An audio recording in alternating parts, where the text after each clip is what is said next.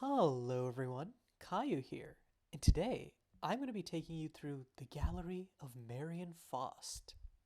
This is an interactive custom magic project by The Cat's Eighth Life, otherwise known as Avery, otherwise known as Roach, longtime member of the custom magic community, previously designed, I think most notably Surviving Suburbia, um, and yeah, generally is just kind of a great member of the community. About a month back, they teased or revealed this new project which they'd been working on, which is essentially um, sort of, I guess, an interactive spoiler, a Twine project, I believe, where you go through this text-based experience, and as you go through, you get exposed to cards from this 80 card custom magic project. Um, I thought it was a super cool and innovative way to show off a set. I was like, I should check this out. And then, as you do, I got busy and didn't end up touching it at the time. Now, a little bit after I think the quote unquote dust has settled, most people have seen it, I've decided to come and check it out myself. I don't know anything about it or the cards in it, other than the name itself seems to imply that there's art theming here, and generally with Twine projects, I think there's a little bit of like spooky horror vibe I get. I don't know if that's just me. So yeah, let's see what this is all about. So we start off with a little bit of a phone ring. Verb, verb, verb, verb, verb. Ugh. Verb. With a groan, you blindly fumble with your hand towards your nightstand, hoping to find the culprit with dumb luck. Ver. Your blind groping finally bears fruit. Ver. You find your phone on the table and drag it over to your face. The screen momentarily blinds you again as you blearily try to process what you're seeing. With a start, you realize it's a call. One of several, actually, all from the past 30 minutes. A call from your best friend, Abby Viggs. Ooh, and we have our first card, Abby Viggs, Mere Student. And okay, this is honestly, gallery. Whenever I hear gallery, I really do think sort of antiquated, pictures with the giant frames, and you're like, uh, someone's handing out champagne and it's like the 1700s and people have giant wigs. But immediately this is a little bit more modern, as we can see. And maybe this is not a gallery of paintings then, but maybe a gallery of photos. This has a very like casual photography feel, just the art here. The art by, I think that says Tora, or it says Tora or Taraji. It's hard to see with this. And we can see the set has 80 cards in it. So I wonder if we'll be seeing all of them, or if some of that depends on my choices that I make. So Abby Viggs, Mere Student, banned for a legendary creature human. When she enters the battlefield, you may search your library for a card that doesn't share a color with another permanent you control. Reveal it, put it into your hand, then shuffle. Spells you cast cost one less to cast for each permanent in your palette. So this is our first mechanic. Your palette consists of up to one card of each color. Okay, so this, note that it doesn't say one card of each color in terms of like stuff you control. So this can say like palette in your graveyard, palette in exile. It specifies each permanent in your palette. So, but I wonder if we're going to be seeing like palette used for other applications later. Notably, it also says doesn't share a color with another permanent you control. So if you play this on her own, is she just a 3-drop demonic tutor? Or does it count herself? So you have to find a black or red permanent. I think it might be intended to count herself, but I don't know so. This could just be don't play any other permanents and get any card of your choice, which is pretty damn powerful on a 2/4 body that also acts as a mana dork. Anyways, back to the story. You met her last year.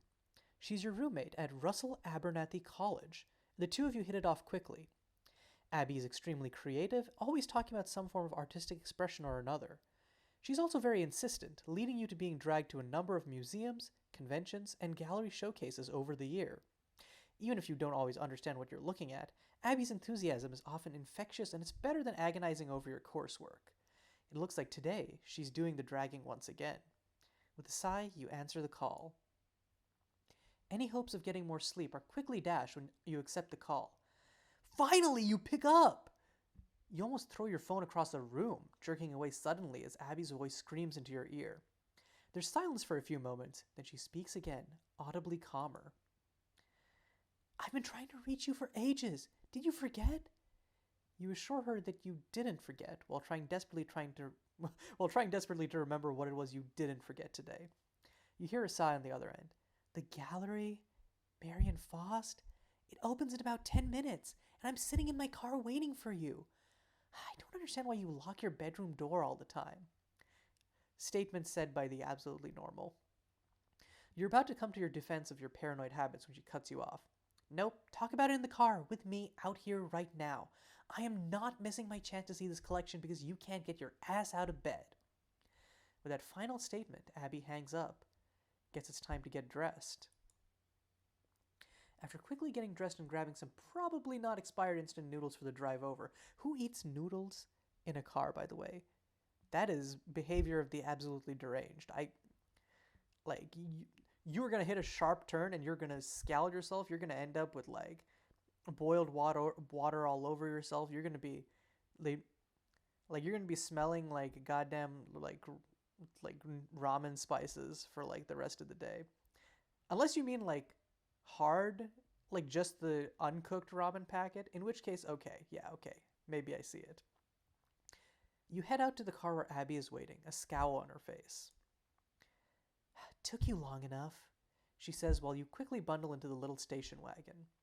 Abby had driven this car for ages before you met her, and it shows. You're always a little apprehensive when you sit down, like the chassis will collapse from the slightest touch. You two don't talk much during the drive. Abby is probably still mad at you for sleeping in, and you'd rather not bring the mood down even more by trying to defend yourself. Instead, you take this time to catch up on what you forgot, namely who this Marion Faust is. Ooh, and here he is. Legendary creature artist for Abzan mana. So I wonder, it seems like we're going to get a cycle of tricolor legendaries. I don't know if it's a half cycle, but judging from this being Abzan and the previous one being banned, we could assume maybe a full all 10 3-color combination cycle. This project being 80 cards is interesting. I'm trying to figure out what the set structure could be, right? Because there's like the classic 27 shades, which is 1 card of each color, and then 1 for each tricolor, and then 5 color and colorless. At 80 cards, it could be like 3 cards for each color combination between 1, 2, and 3 color, which would take you, that would be a 25 times 375, and then 5 miscellaneous cards between 5 color and colorless. Yeah, I could see that. Or another 5 color side. Maybe there's a cycle of 4 color cards. But yeah, there's a few ways this could be structured. We'll have to see. As for Marion Faust himself, when he enters the battlefield, you return target permanent card from your graveyard to the battlefield. Oh. That's really powerful, especially since it doesn't have a cast rider. So if you bring back something that flickers on ETB or flickers on sacrifice or something like that, you get a infinite ETB loop, etc. At the beginning of combat on your turn, target artwork you control becomes a creature in addition to its other types and gains indestructible until end of turn. Okay, so alluding to another mechanic. Artwork presumably is an artifact type. This doesn't set its power and toughness, so it sounds like they are already artifacts with power and toughness innately, like vehicles, but have some other condition for animating that this cheats on. So this sounds like you want to dump artworks in your graveyard, bring them back, and then this will animate them and you can swing into them indestructibly. Now the question is, how do artifacts differ from vehicles in their animation condition? A quick search on the internet brings you all sorts of information on the artist. Marion Faust was a prestigious polymath, an entirely unknown figure for most of his career. Faust burst into the artistic scene with a sudden influx of discussion surrounding him. Countless written articles uncovered sing his praises as an expert painter and expert sculptor, and his ability to make lifelike portrayals of just about anything. These complimentary writings were everywhere for several years as Faust was out in the public eye, up until one day when he suddenly vanished. Panicked newspapers wrote about the famous artist disappearing without a trace. The police were contacted many times, and no evidence ever came up. Eventually, perhaps superstitiously fearing the same fate would happen to them, Marion Faust's work was hidden away and forgotten about. At least, until now. It is with our great pleasure to announce we're display... Your reading is interrupted by Abby's excited yelp. We're here! The museum that's hosting the art showcase is an unassuming building, paint visibly cracking along the outside walls. The city's funding always seems to run out when the museum is concerned. At least it's not sandwiched between two clothing boutiques that use an overwhelmingly amount of scented air freshener like your current work situation is. Suddenly, you jump as Abby's voice cuts through your thoughts. You done staring at a building you've seen a dozen times before? Come on, we're already late! You quickly get out of the car, stretching slightly before hurrying to catch up to Abby, who's already at the door to the museum. You grumble at her slightly about the rush, but she just rolls her eyes. Really? You slept in and made us late, but you're complaining to me about the hurry?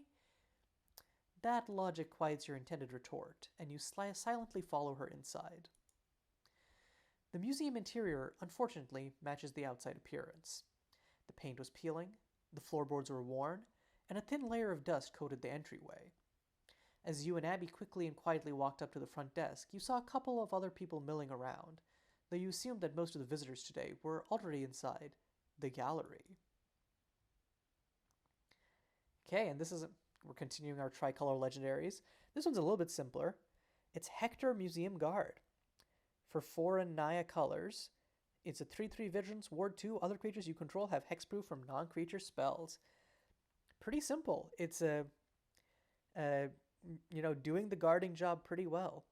Notably, it says other creatures and not creatures and artifacts, so maybe artwork is in fact a creature type?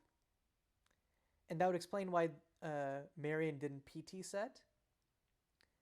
Because if you're a museum guard, you're guarding the artworks.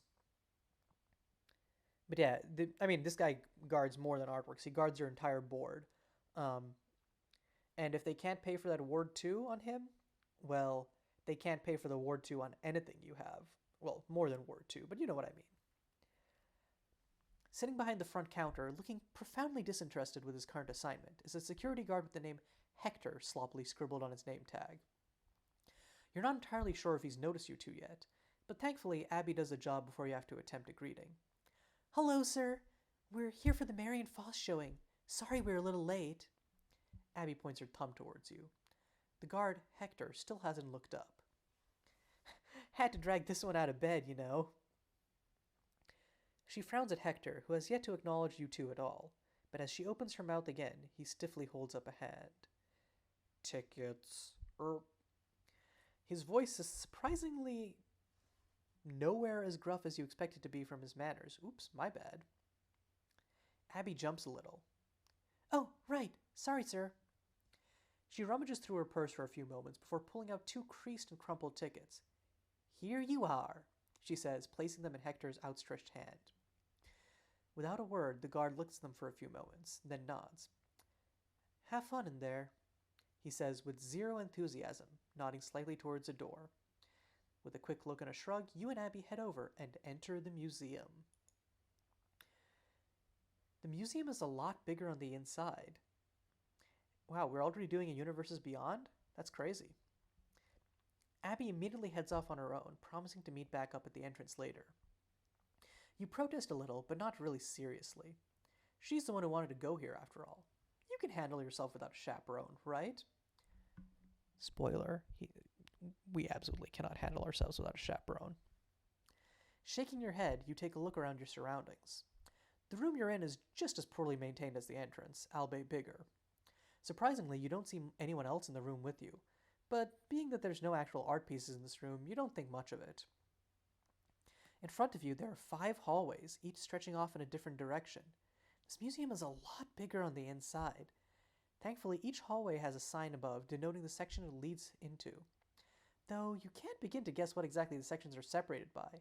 Time period of Marion Faust's work, maybe? The names don't make much sense either. Regardless of the category system, you decide to head down into your first choice. Oh, you know what? I'm actually solidly regretting doing this as just like an offline recording of my own. Oh, I would have loved this as like a Twitch stream where I could be like, okay, guys, time to make your choices, putting up a poll. But no, unfortunately, you'll have to deal with me just talking through all this. Honestly, community, logic, power, freedom, growth. Interesting. I wonder if we can, if the ordering, okay, so the first thing is this like a hard choice in that I won't get to see any of the other four if I choose one of the, like once I make my choice? Or is this just an order decision? Like, I can go to power and then I'll come back and I can go to freedom. I also additionally wonder if it is an order-based choice, does the order in which I like go to each of these maybe determine something that I get at the end, or maybe determine like maybe there'll be a steadily increasing number of cards that I see, and the cards that I see depend on what I previously went to, etc. You know what? I think I'm feeling logic as my first one, just because I mean that's kind of what I'm doing right now, right? I'm trying to puzzle through what's going on. Might as well. And I obviously, since I'm not Twitch streaming this, I've already rejected community wholly, so. Oh, whoa, not just one choice I see. You decide to enter the next furthest left doorway, labeled Logic. The hallway is very boring, looking much more dilapidated than the other areas of the gallery. You suppose the museum didn't have the funds to renovate everything for a relatively unknown artist showcase. There's also no one else in the hallway, oddly enough. Maybe they weren't interested in logical paintings? That certainly doesn't sound very interesting. Hey, fuck you! Stopping yourself before you follow this tangential thought process, you find yourself in a cramped room with several paintings placed along the walls. Hopefully, you'll be proven wrong about what logic has in store. An audience of thousands, chromatic grief, her, portrait of the snail, scrawlings, skeleton key, solace, the devil's clock, the path lighter, whirling storm, world making. So this is 1, 2, 3, 4, 5, 6, 7, 8, 9, 10, 11. So that's 11 cards, 11 times 5. So there's 55 cards here. So that assuming each section has the same amount of cards, that means 55 artworks. I wonder if these all have the artwork typing, in which case it's 55 artworks, and then that would be Blug. That would be 25 other cards. So maybe we've already seen a few. Maybe there's like a cycle of 10 legendary, three color legendary creatures or something else. Yeah, I don't know. We just have to get into it to see. Her is obviously intriguing. I love just monosyllabic card names. There's a certain punchiness to it. Chromatic Grief and World Making both feel like cards where I can kind of guess mechanically what's going to happen. Portrait of the Snail is the most whimsical of these, and I think that's why I'm going to go with it. It feels like a little bit like... It stands out, but not in the way that I would expect something from this section to stand out, if that makes sense. Ooh. The wall this painting is hanging on has some kind of slime on it. It's sticky to the touch. Gross. The plaque next to the painting reads, Marion Faust, Portrait of the Snail, 19XX, oil on canvas. Okay, so this happened before the events of Mega Man. That much we can ascertain. And it looks like artwork is not... Wow, I really double swing and a miss, huh? I said it was an artifact type, then a creature type. It's an enchantment type. So whenever Portrait of the Snail enters the battlefield or attacks, tap target permanent. It doesn't untap during its controller's next untap step. And then it has Realize, which makes it into a creature until end of turn. Interesting. The base is pretty weak, right? It is very much like a Frostlink's effect without the body. But I think, again, this is being costed conservatively because of the power of being able to repeatedly tap down the same thing. Yeah, these are going to be hard cards to evaluate because you're not actually getting board presence on the first play of them, but because you're getting this like repeated engine, they might be stronger than they look. I still think this is like reasonably weak. 3 mana every turn is not chump change. Um, and like this seems like the kind of card which maybe you costed conservatively because it could be annoying and limited, but this seems like an all rare set so far. So I don't know how much limited considerations would play into it. But it does, again, like deep tapping something does feel like a very snail thing to do. We're playing at my pace. Um, and I kind of like that depiction of tempo, right? Tempo, you usually see creatures like fairies that are fast, flitting. They are getting under you and killing you. Well, this is a lot more like, well, no, tempo doesn't necessarily have to mean fast. Tempo means you're playing to my speed. But, typically fast. Okay.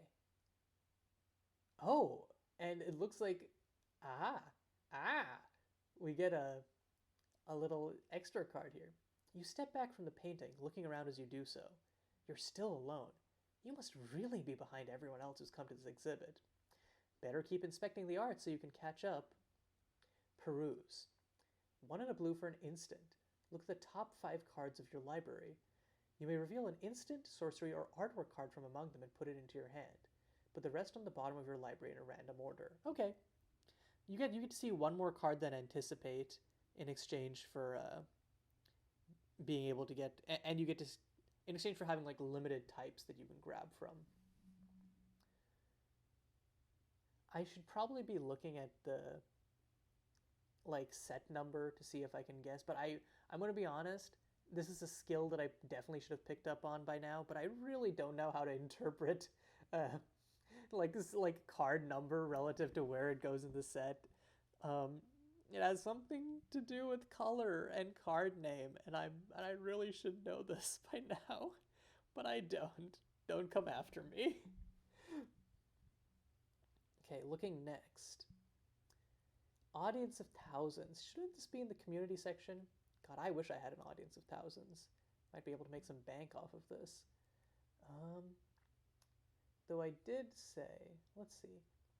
These are all going to be, okay, so world making presumably does something with lands. I'm going to assume that, actually, let's make a guess. So world making, I think Chromatic Grief is going to be multicolored, maybe even 5-colored. World making feels like it's ETB Explore or ETB, sorry, what is an effect that makes sense for repeatability with realizing? Repeatable card draw doesn't make sense for a green card, which I'm going to assume that world making is a mono green card. It could also be like a multicolored or 5-colored card. It does have like a very blue-green vibe. If it's blue-green, I could definitely see it being an explorer on ETB/realize.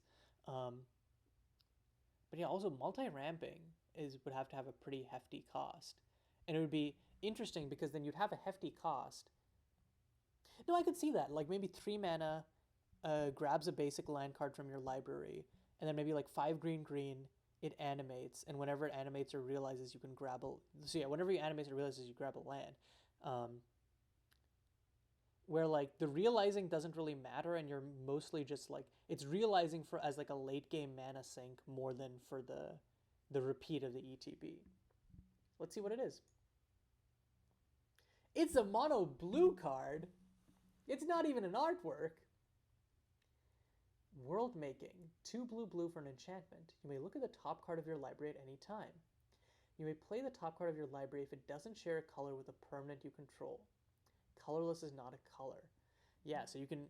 This will grab lands off the top of your library like nobody's business. It's interesting how... immediately what this tells me is, okay, build a mono blue control deck. Or sorry, not mono blue.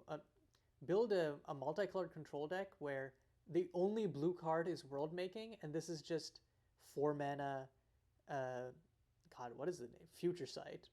And you can just, because you only have 1 blue, 1 permanent, and it's blue, and it's this thing, and the rest are like, black and red removal / win cons. Yeah, I could see that working out pretty nicely. I think it's interesting how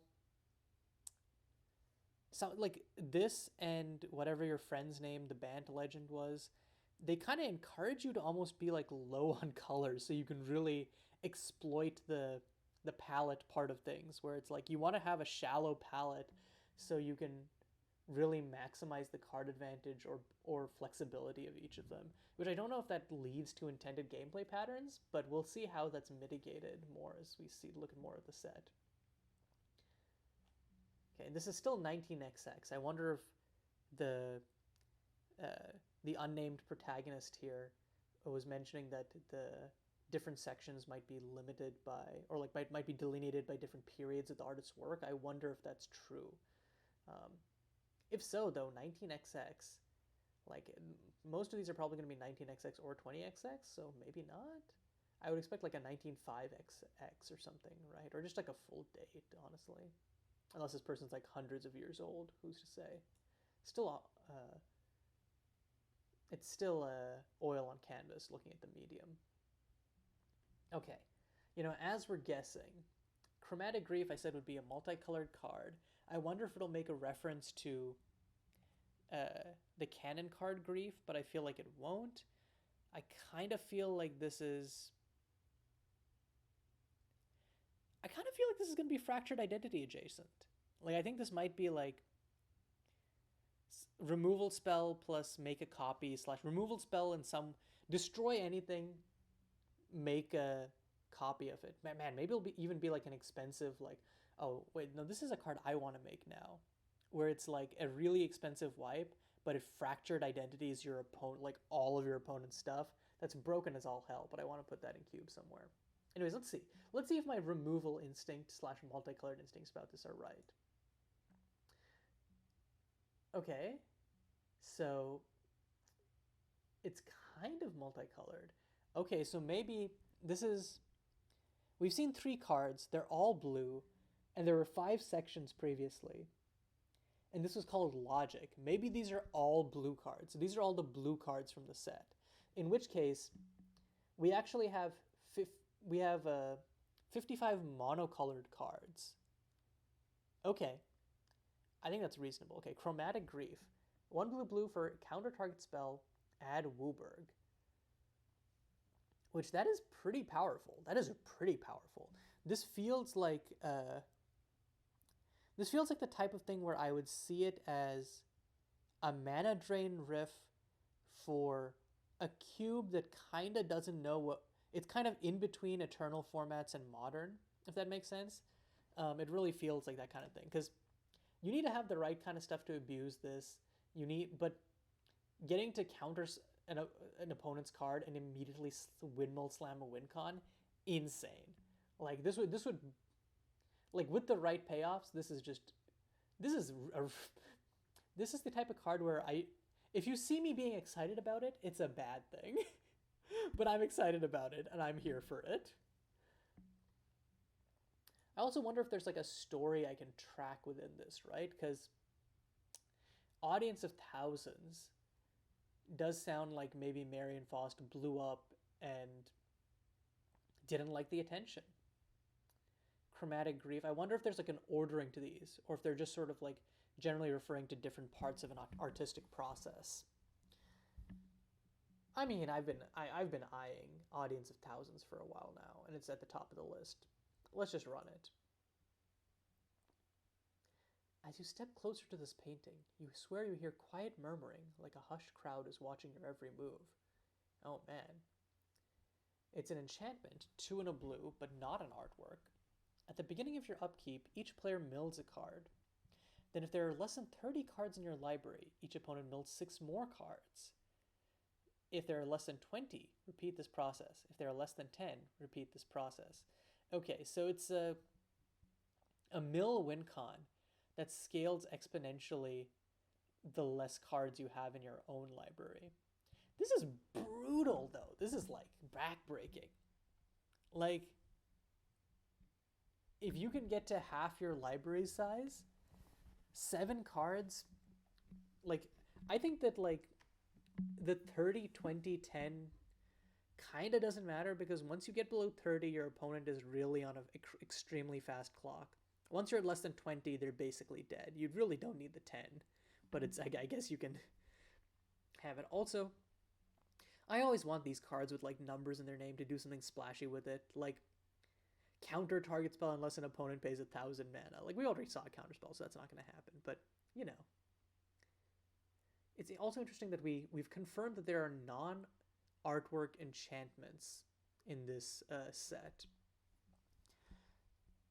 It's interesting that, like, again, these are all within the story. These are all paintings on the wall, but only some of them are artworks. And I wonder if that some of them being artworks has like a story meaning, or if that's more of like a literal design consideration where it's like, no, I'm not designing 55 of this new type. Also, give me a second. I'm going to drink some water. Stay hydrated. You should go drink some water now, too. Okay, next card. I have also been looking at her for a while, so let's do that. Valentina Remenar, very striking artist. She has a bunch of, like, I think she's kind of another custom magic darling. It's interesting because I think lots of the art that I've been seeing so far feels sort of like feels like art that you would expect to see on a painting, or feels like maybe it was traditionally drawn. So it's interesting to see the first. I'm pretty sure Valentina Remenar is like a digital artist and that this is a digital piece. The first one where I'm like, definitively this feels digital. But this is an artwork.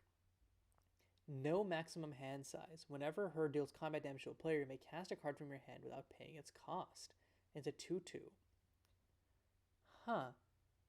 So you need to pay 7 mana into this, and you might not even get to Omniscience once. I mean, obviously there's a risk, but this has no self-protection, no evasion. The passive doesn't help it. Huh. Yeah, okay, from a design perspective, I like that this is a artwork which doesn't necessarily need an ETB or realize trigger, but I also do wish it was more aggressively pushed in some way. Likely not in actual costing. I think the costs are safe, but I think the stats and potential for making this a more attractive creature to realize is where I would go to. There's also a footnote on the plaque saying, there is currently no definitive knowledge of who exactly Marion Faust was referring to with the title of this piece. Interesting. I mean, judging from the art, that looks a little otherworldly, yo. Marion Faust may have disappeared into another realm. Could also be metaphorical. We haven't seen that many enough pieces to kind of piece together what the story is here.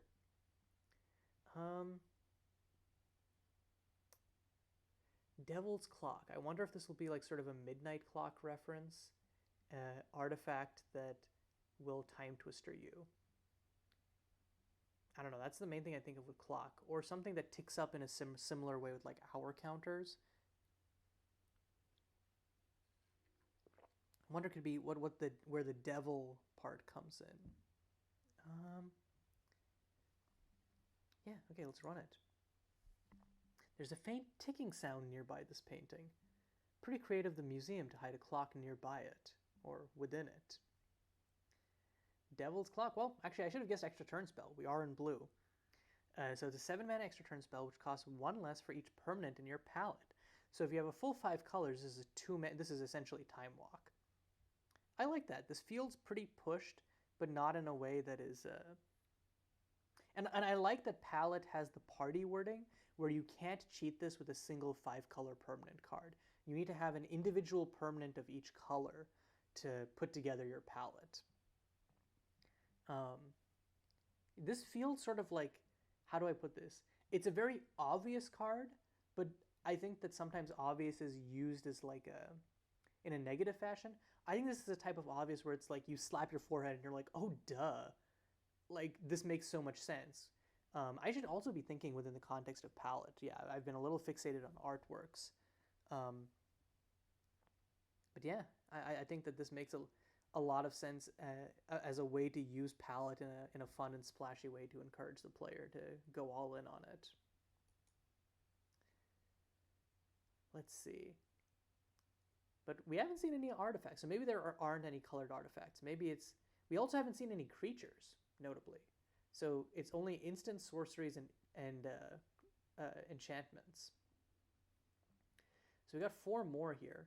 Whirling Storm, my prediction is this is a bounce spell.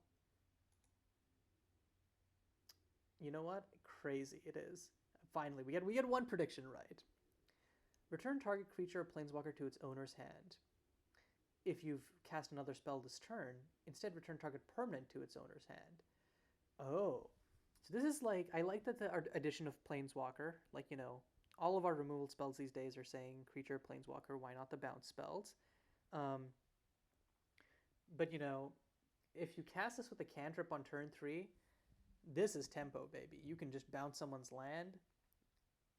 Yeah, this is a little evil. I like that, and I like that it has general utility, but if you build around it, you can really mess up someone's day. This probably is the type of card that I would hate to play against, but I love the fantasy that it offers in theory. Also, shout out to Ismail, I don't know how to pronounce his last name, but I'm going to make an attempt. Ismail Inkioglu? Ismail Inkioglu, who is a prolific artist, has hundreds of works, is another artist who I think, again, this one has a very painterly style. Lots of his works do, and he's kind of another custom Magic darling. Contributed a bunch of art for the Set the Art, which is an art file made by, I believe, Hersey, with the idea that it's a collection of art that you then build into a set just from the art file. That Set the Art would eventually go on to become Lovi, which is a set by Fluffy Deathbringer and MSCM. So Ismail is another beloved artist by the custom Magic community, I'd say. Okay, Scrawlings, Solace, Pathlighter. Solace gives hexproof. It does not. Oh, this is another similar vein. Exile target spell. At the beginning of its owner's next upkeep, they may cast it from exile without paying its mana cost. If they don't, return it to their hand. Ooh. So this is a really powerful tempo counter. So it's a 1 mana counter spell, essentially, that hits things that usually can't be countered. But of course, they get it back next turn. So it's not even... It's like worse than returning a spell to their hand, which is why it gets to cost 1 mana. But it's really useful for like stuff that's maybe like time bound. Like if some, like there are lots of spells where it's like we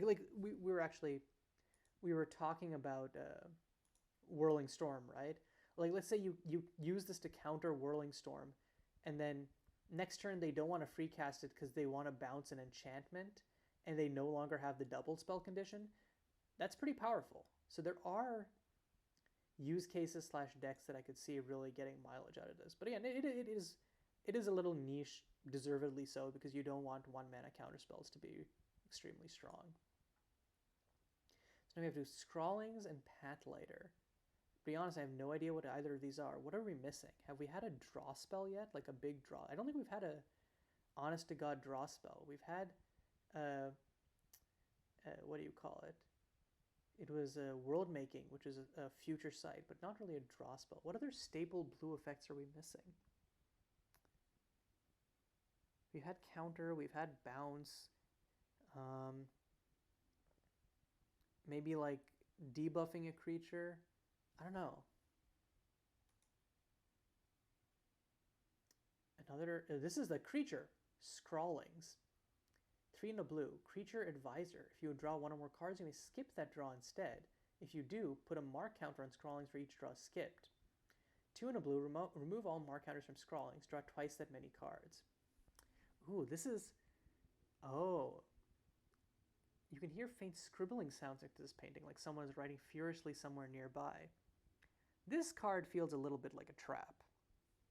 Like I could see someone going to like build around this, but it doesn't have any inherent protection, and it's a creature.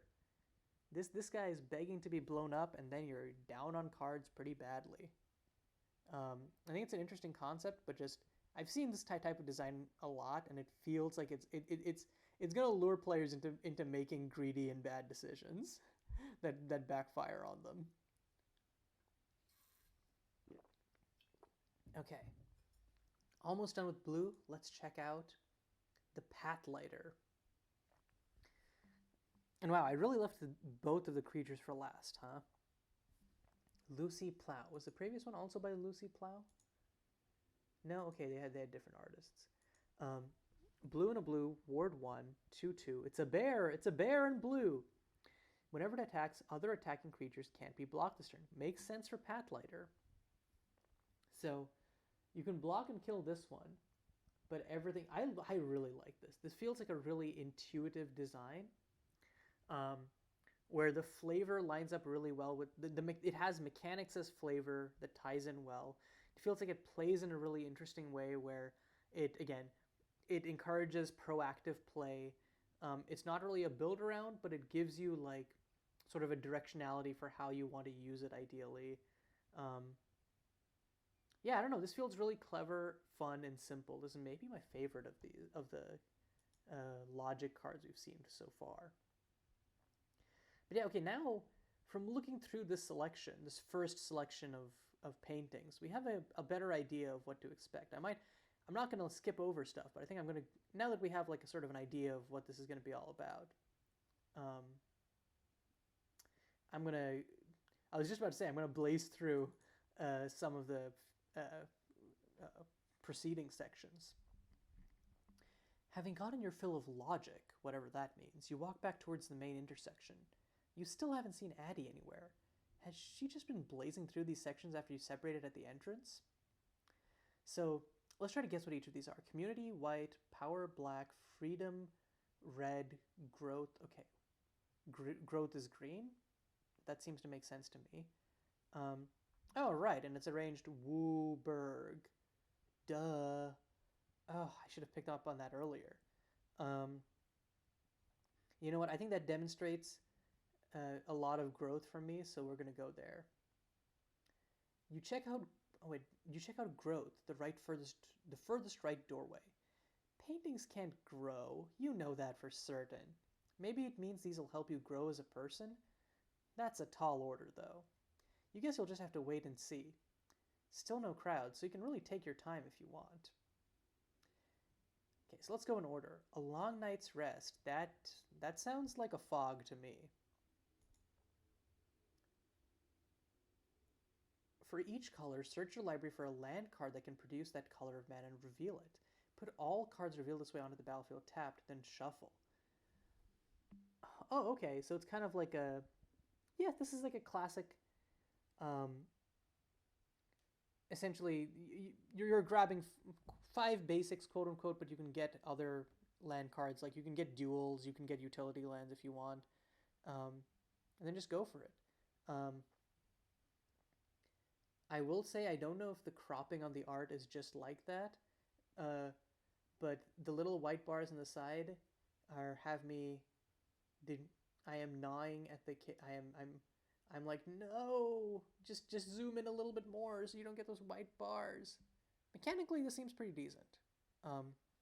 Looking at the plaque, it seems like these are still in the 1900s. Still oil on canvas. We're not seeing a difference in date or medium.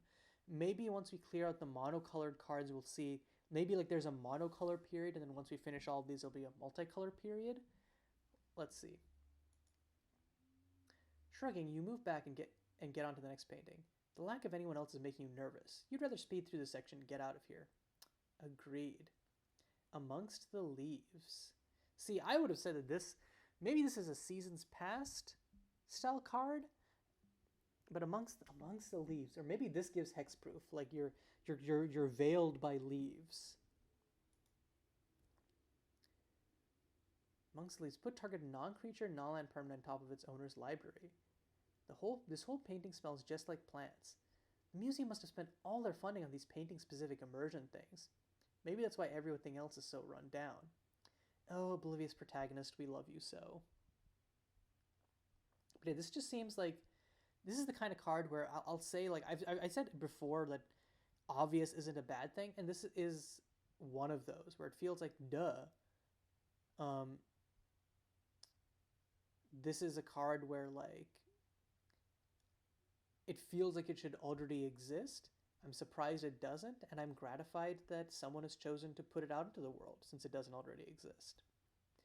I'm also I'm consistently noticing that there isn't any flavor text here. I'm wondering if that's because this whole ARG is sort of an exercise in flavor text. Okay, Blood Widow. Blood Widow's power is equal to the number of permanents in your palette.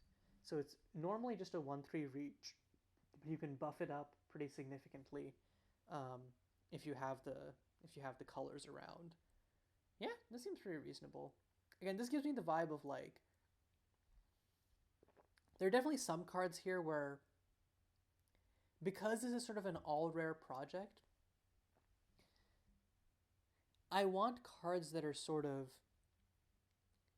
like this feels like sort of like a we've seen iterations or like we've seen versions of this kind of card frequently in both canon and custom, right? It's a very popular thing of this idea of a somehow scaling green threat because of the Tarmogoyf, which is the iconic one.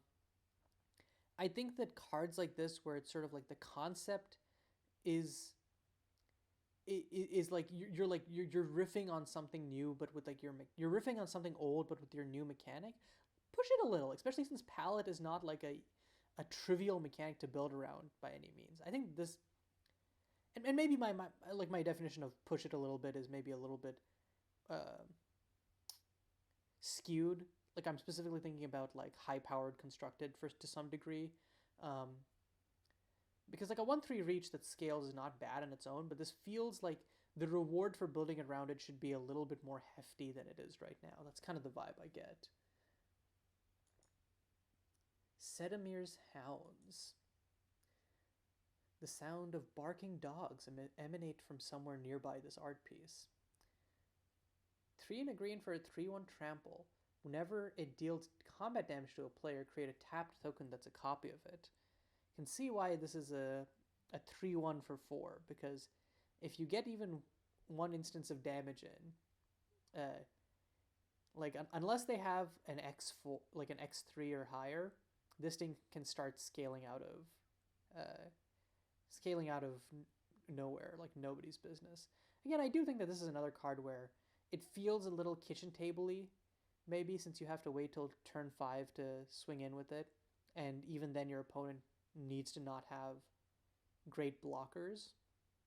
So, like, and it takes a while to snowball. I could see this card being pushed a little bit more. I know I'm going to say that for lots of these, and cards don't necessarily have to be crazy pushed for constructed to still be fun and playable at other avenues.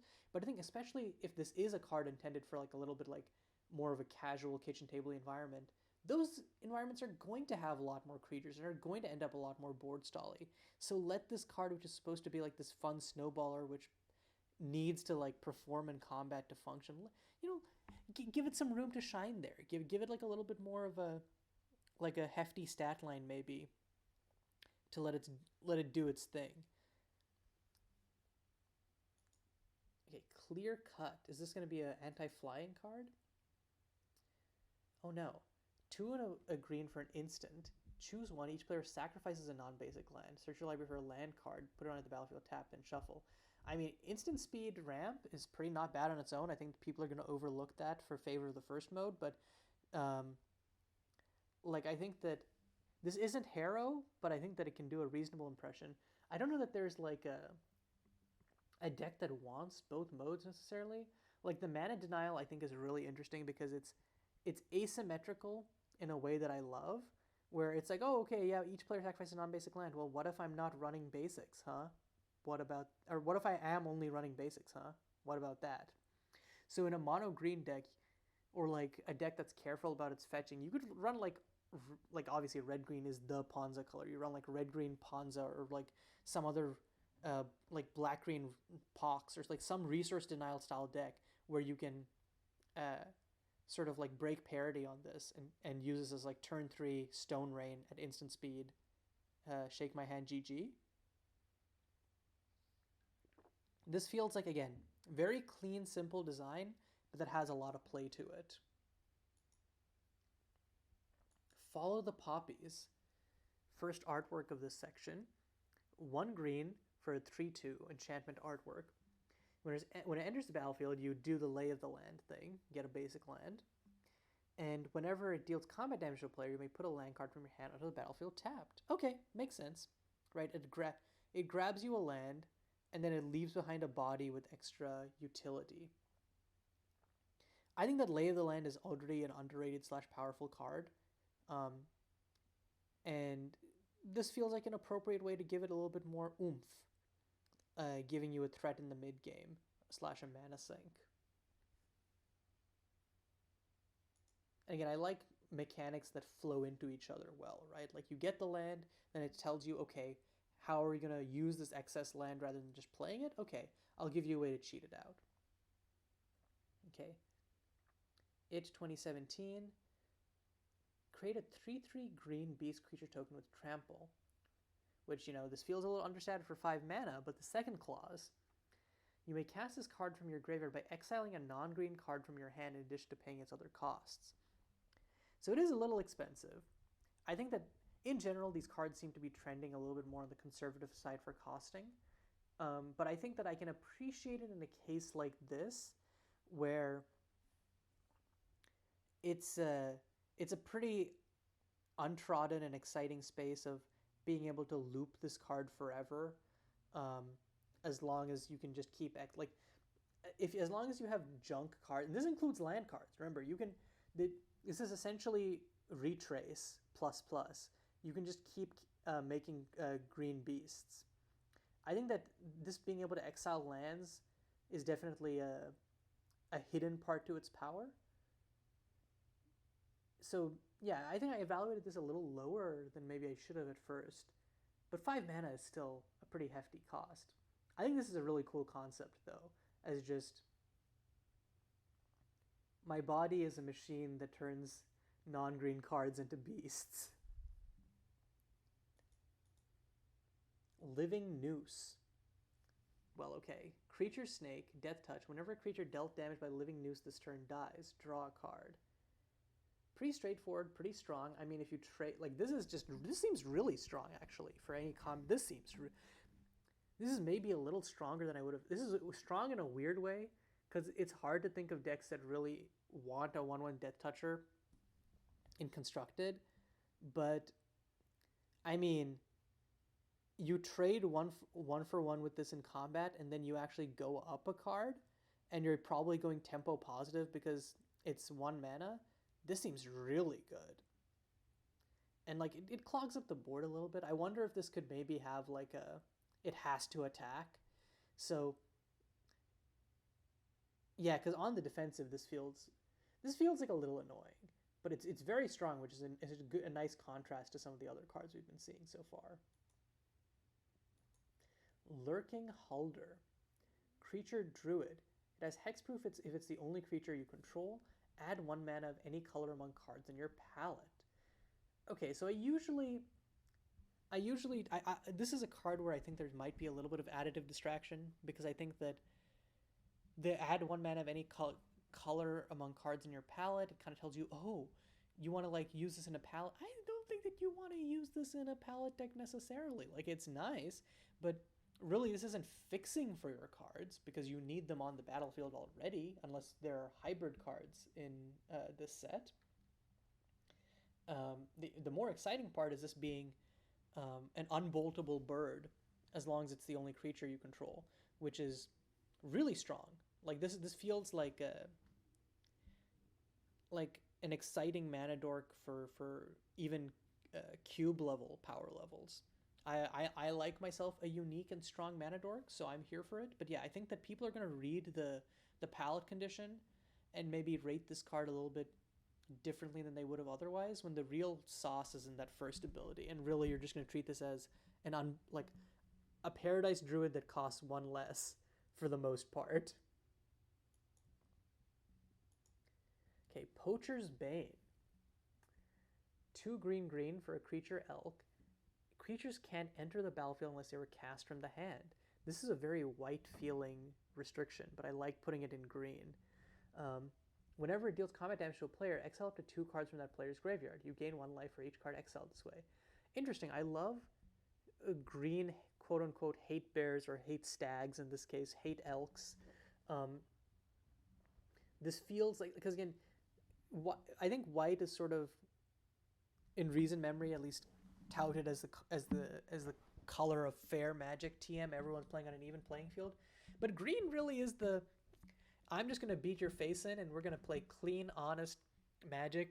Where clean, honest Magic means I play my 10/10 for 4 mana, and you die on turn 5. Um, and this feels like, yeah, you're not going to cheat out your creatures. You're going to play them honestly from your hand by ramping, like I did. I think my only, like, this feels very pointedly anti-reanimator. My main criticism is this feels like the type of card that wants to be on a cheaper body so it can get under the combo decks that it's actually trying to hit, because combo decks are typically just going to be faster than this. So you really want your hosers to be, I think, on 2 or 3 mana creatures for that reason. The Black Goat, and this is another artwork. 1 green for a 7/7. The Black Goat's realize ability costs 1 less to activate for each permanent in your palette, and it's a realize 6 green. Reminds me of earlier when I was thinking of, okay, you can have an artwork that ramps on ETB and then has a really expensive realize cost. Pretty similar, except this is just like, this just has the expensive part of it and doesn't ramp. I mean, I don't know. 3 mana to do Stone Cold nothing, and then the maximum you can get it down to is 3 mana. Again, this feels like, and like a 7/7 Trampler, you're paying 6 mana minimum for it, and that's after you build around it. I think this baby could be pushed a little bit more. I don't know if that's just me. Like, obviously you need like instant speed removal to kill it, but I mean, you could also just have enchantment removal, and your opponent has to take a turn off and not develop their board on turn 3, and then they still have to build. Yeah, this, I think the realized cost could actually be a lot more pushed here. And like, obviously the realized cost is, technically it's actually 5 green because it has itself, but like, again, you still need permanents of 4 other colors to reduce it to its minimum cost, or maximum minimum cost of 1 green, and even then you're paying 6 mana for a 7/7 trample, and you have to keep paying mana into it to keep that thing around. Come on now. Give me the power fantasy. If you're just going to give me a big beater and promise that I can play it for undercosted, give me that undercosting instead of playing it as safe with the numbers like this. And finally, the Library of All. I wonder if this will be a Sylvan Library reference. No, it's a sorcery. 3 green for sorcery. You gain life equal to the number of artifacts you control, and draw cards equal to the number of enchantments you control. Okay, there is a artifacts are getting shafted here. Yeah, you know, you can gain 3 life off your artifacts and then draw 3 cards. Again, this feels like a very enchantment focused set, so that makes sense. But also, wow, the artifacts text there really just hurts my soul. Like, we get it that there aren't that many artifacts in this set. You know, you don't have to rub it in. But yeah, this is just straight Enchantress. You really want to curve out with artworks into this. Presumably you go like Lay of the Land, 2 mana something, 3 mana there was a few artworks, and then turn 4 you play one of the card advantage engines, and then you just play this and go to town. And that's all of green. Feeling like you've grown enough, you exit growth. You're tired and nervous, and mostly want to go home now. Hopefully you'll find Addie outside. It takes you a few seconds to realize, as you return to the main area, that something has changed. The doorways to the other sections and a quick turnaround confirms that the one that you exited is gone too. Not only that, there's a new doorway with no sign leading in a completely different direction. What is going on? There's still nobody around. It seems like the museum won't let you leave until you go down this new hallway. Down this new hallway, one that looks decades older than everywhere else in the museum, you eventually find a room, larger than the other gallery sections, and yet used for the same purpose. Paintings are hung on every wall. You feel an urge to look at them. You have to. You can't get out otherwise. Huh. Okay. So I've been forcibly escorted out of the monocolor rooms. Could these be dual color cards? But there's so many of them. Like there can't be this many for each dual color combination, right? Because there's 1, 2, 3, 4, 5, 6. Because there's 10, and then there's 7. There's Sedimir. We had reference to Hounds of Sedimir before. I mean, the only way to know is look at these, but I'm trying to figure out before I look at them what the, because this is 17 cards, and there's 55. Could this be all of the dual? No, I don't know. We'll just look at it. Oh, there are hybrid cards. Inverted Rainfall. Counter target spell or ability you don't control that targets you or a permanent you control. I mean, yeah, pretty standard. I remember, what is the name of that card? There's like Hindering Light or something. I think there's already a dual color card that does this, and it's a pretty blue-white effect. This makes a lot of sense. Okay. Okay, so once I don't have to go back to see the rest of these. So this is all. So we're just looking at all of the hybrid cards down the line here. Moondrop, which is the blue-black hybrid. Exile target opponent's graveyard. During your turn, you may play cards exiled this way as long as they remain exiled, and you may spend mana as though it were mana of any type to cast those spells. Oh, this is really fucking strong, actually. This may be the strongest card that we've seen so far. Because it doesn't have a time limit on it. Like, dude, are you crazy? Oh my god. Oh, this is so good. And it's play, so you can grab lands if this is a fetch land format.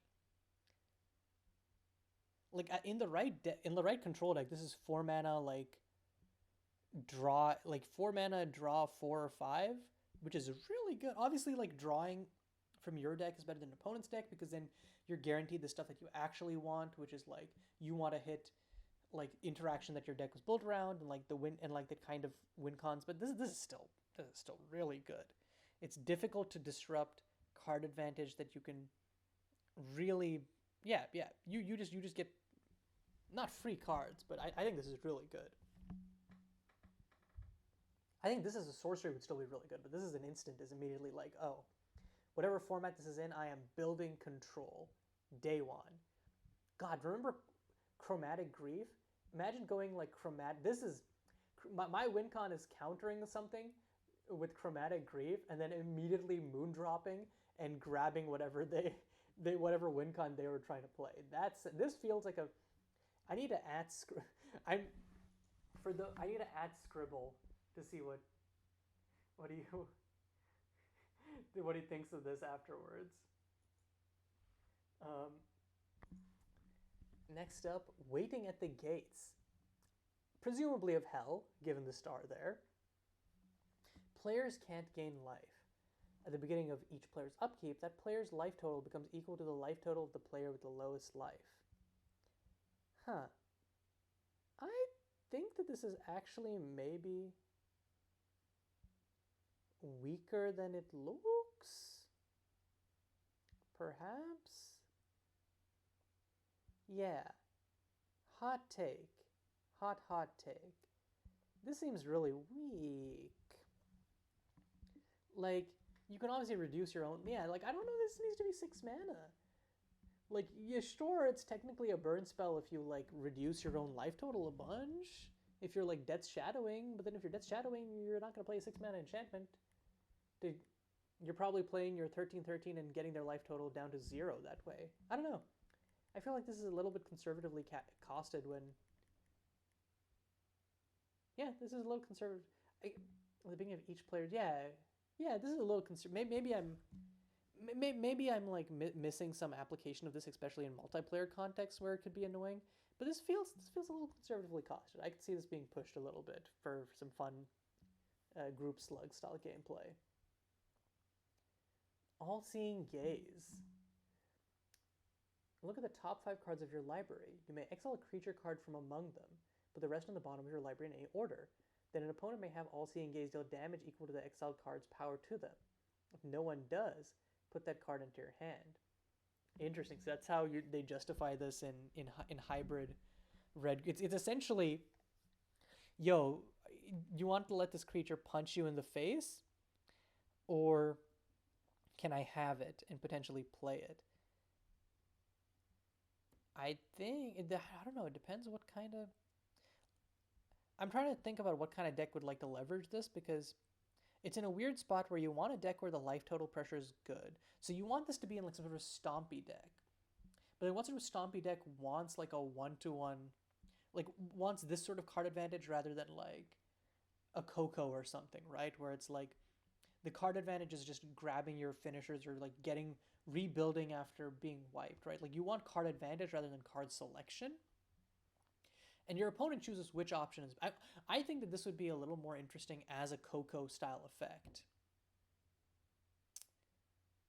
Like, especially since I think the rate is it's kind of on rate for like what a cantrip would be.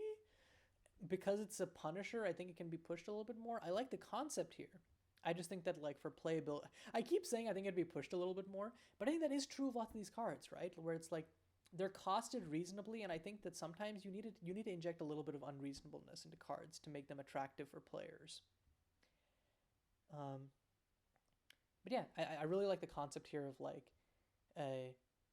you either give me this creature or this creature gets to punch you in the face a little bit as a treat. I guess it's also useful in like reanimator decks, or no, not reanimator, like show and tell style decks. But yeah, I don't know. I don't think show and tell style decks will have the pressure to capitalize on the life total, so opponents will just take like the 10 on the chin.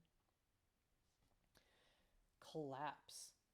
And I'm also wondering if I'm getting a little bit too designer brained with these, and I need to be looking and following through for like an artistic through line for these. If that's the case, my bad. I'm fully in Magic designer brains right now. So collapse, put target non-creature, non-basic permanent. Okay, so this could hit lands on the bottom of its owner's library.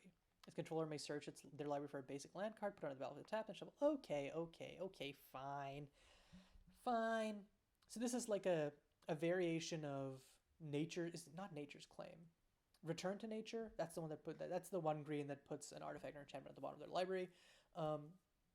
Or reclaim. Yeah, it's nature's it's reclaimed by nature. Sorry, I think that's what it is. Reclaimed by nature. It's like a variation on that where you can also hit lands, but it refunds them. It's like in between reclaimed by nature and Assassin's Trophy. It seems fine. Like yeah, I think this could be instant speed honestly, but the land destruction is probably why it isn't instant speed, which I understand.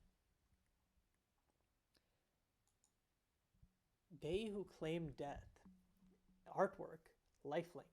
At the beginning of your end step, you may exile target creature. If you do, return that creature to the battlefield under its owner's control unless They Who Claim Death is tapped. Oh, that's strong. So, two things. I don't think mono black can get a Conjurer's Closet like this. Yeah, I don't think mono black can get it. Like, I think there is an overfixation on the black and exile creatures, but this is a Conjurer's Closet in mono black. This feels like a lot more like a. Like, it would need. Yeah, I don't think that this works in hybrid, actually. And the repeatable removal is really strong because there isn't, like, a great way to interact with it other than just blocking and killing this. Or I guess removing this, because it doesn't. Unlike some of the other realizers we've seen, which need to deal combat damage or something, this is just like on rate Conjurer's Closet that sometimes you can use to like just keep killing opponents' creatures. Yeah, I like the concept here again of. I think that there are a lot of like the design space for artworks is not just limited to ETB and realize triggers done. There's a lot of creative ways they're used, but I think the hybrid. Yeah, I don't think the hybrid works here, and I think that the card itself may be a little pushed. We'll see. Yeah, and if I'm saying that, you know. Nature Heals All. 3 black green for a sorcery. As an additional cost to cast a spell, separates X lands. Return any number of target permanent cards with total mana value X or less from your graveyard to the battlefield. Interesting. You can use this for mass landfall. Yeah, I don't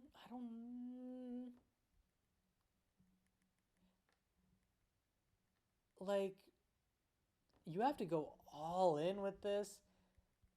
I think you need to be using this for as like a mass land flicker spell and evaluate it that way, because otherwise you are setting yourself so far behind. Yeah, I don't know. Yeah, I think it's hard to evaluate because you are setting yourself so far behind with this. So yeah, I think there needs to be like some sort of powerful landfall effect that you're triggering. Like this is a scape shift to me, except without the Valakut.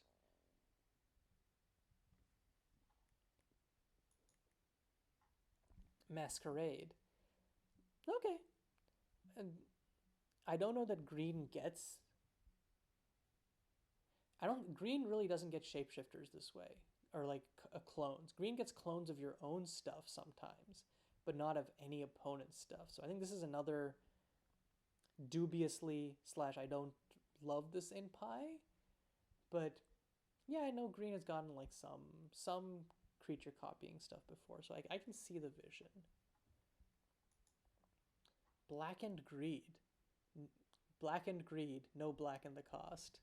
No ability that, it's not an enchantment that makes you pay 1 mana and 2 life to draw a card. SMH.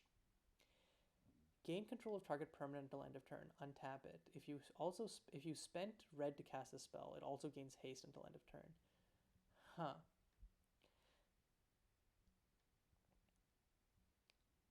So yeah, okay. So it's a trade-off where. Okay, so it's the blue gives it the temp control of any permanent, and then the red allows you to hastily attack with it. So I do kind of. It feels like a little bit of a cheatsy thing to have this in a hybrid cycle, where not every card in the hybrid cycle does the. If blank was spent to cast this, I would have liked to see like the hybrid played straight a little bit more, but I think conceptually this is kind of interesting. Yeah, especially since you're going to be using this presumably to grab artworks a lot of the time. Yeah. Hunter by Daylight.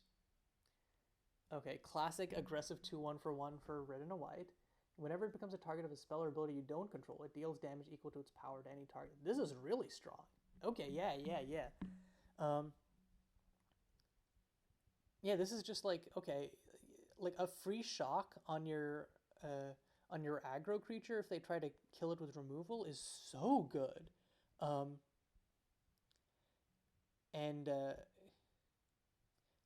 like obviously if you like equip this, or like it still dies to wipes fairly easily, right? Or like just getting blocked, but yeah, this seems like really strong. And I'm usually like, I want stuff to be pushed, but I don't know that aggro needs to be pushed, in the sense that like aggro is an archetype which will function in most every environment, and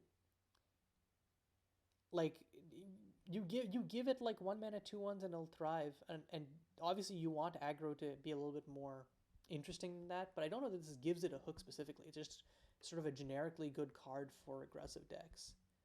Yeah, I think that this may be the place where I'm like, I don't think this card is bad or in any way. I think it's but I definitely think it's the kind of it's an interesting place to allocate power, because of sort of like it's allocating power in a place where I don't think it needs to be allocated traditionally. But I wonder, there's 7 of them. Are these like 3-color hype? Maybe these are like Goldbrid cards. No, these are just straight tricolors. Okay, so these are the 7 tricolors that we haven't seen yet. Nightfall, legendary enchantment artwork. Flying Lifelink. When Nightfall enters the battlefield, shuffle the top 6 cards of your library into a new face-up library. Whenever it deals damage to a player, draw a card from each of your non-main libraries. And realize for 3, Flying and lifelink definitely do. Flying really helps with the dealing combat damage part of this, and it essentially draws a card. Um, this really tells me that I want to be flickering it a bunch so that you can make a bunch of extra libraries and then be drawing multiple cards each time you realize this. That seems like a pretty good deal. But yeah, overall feels pretty standard. Then Sedimir. Sedimir's not even green. His hounds were green, I guess, but he is Grixis himself. Flying Menace, skip your draw step. At the beginning of your post-combat main phase, draw X cards, which is the X is the total amount of life your opponents lost this turn. Realize, pay half your life rounded up. This is sick. This is sick as hell. This is sick as hell. Will it lock you out of the game sometimes? Maybe. Will it lead to some insanely cool deck? Like, this makes me wish that I could errata, like, legend, like, artwork can be your commander. This feels like an awesome commander. Just absolutely, like, and it pairs really well with, God, Waiting at the Gates, because you reduce your own life total, make everyone else lose their life, and then it's like, oh, what's that? Oh, sorry. Yeah, I will be drawing a bunch of cards, actually. And you can realize on opponents' turns, too.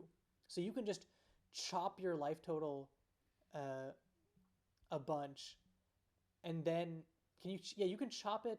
Can you chop it in response to the trigger? I think you would chop it in response to the trigger on your own turn, because it says realize only outside of combat, so you can do it at instant speed.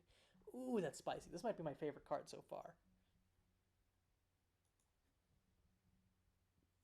Next up, we have Jund, Heartbreak's Wake. I wonder if all the tricolor cards are going to be... It looks like all the tricolor cards might be artworks with either generic or like Sedimir's was just a life payment, so it might just be like color agnostic realized conditions.